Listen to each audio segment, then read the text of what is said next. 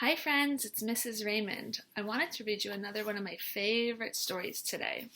I'm sure some of you have heard of Curious George, or in Spanish, Jorge el Curioso. It's about a little monkey who sometimes gets into some trouble. This book has a lot of short Curious George stories, so I wanted to read you one of my favorites, Curious George Visits the Library.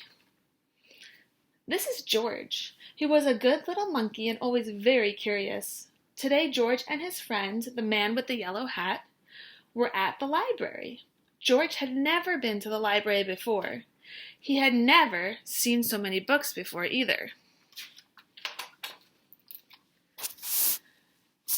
Everywhere he looked, people were reading. Some people read quietly to themselves, but in the children's room, the librarian was reading out loud. It was story hour. George loved stories. He sat down with a group of children to listen. Here you can see George coming to listen to some of the stories. The librarian was reading a book about a bunny. George liked bunnies. Behind the librarian was a book about a dinosaur. George liked dinosaurs even more. He hoped she would read it next. But next, the librarian read a book about a train. George tried to sit quietly and wait for the dinosaur book to be read, but sometimes it's hard for a little monkey to be patient. When the librarian started a story about jungle animals, George could not wait any longer. He had to see the dinosaur book.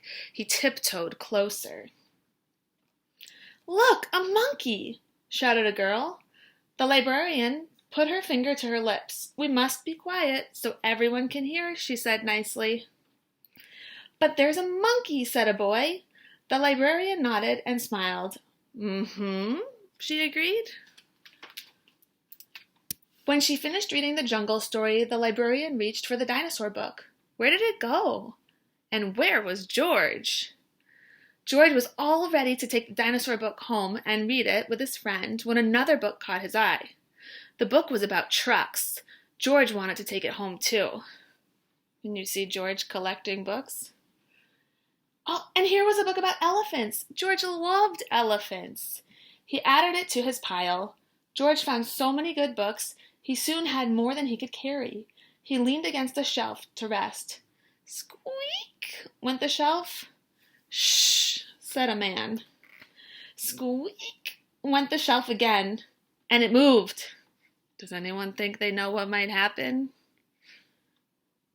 Why, it wasn't really a shelf after all. George had found a special cart for carrying books. What luck!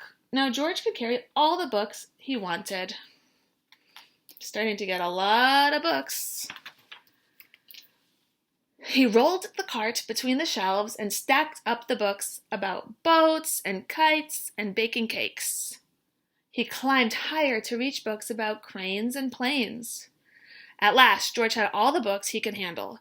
He couldn't wait to head home and start reading, and right in front of him was a ramp leading to the door. George was curious. Could he roll the cart all the way home? Down the ramp George went. The cart rolled faster and faster.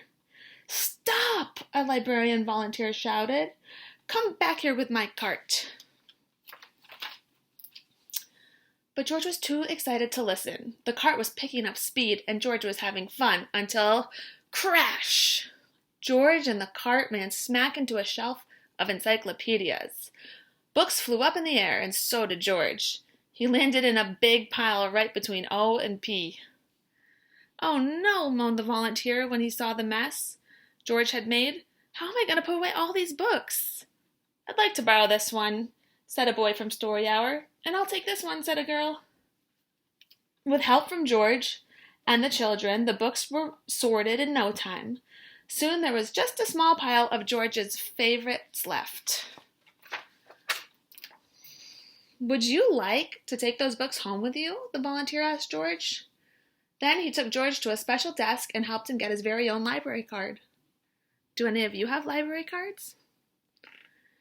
George was holding his brand new card when his friend arrived with a stack of books of his own. "There you are, George," he said. "I see you're all ready to check out." George and his friend gave their books to the librarian.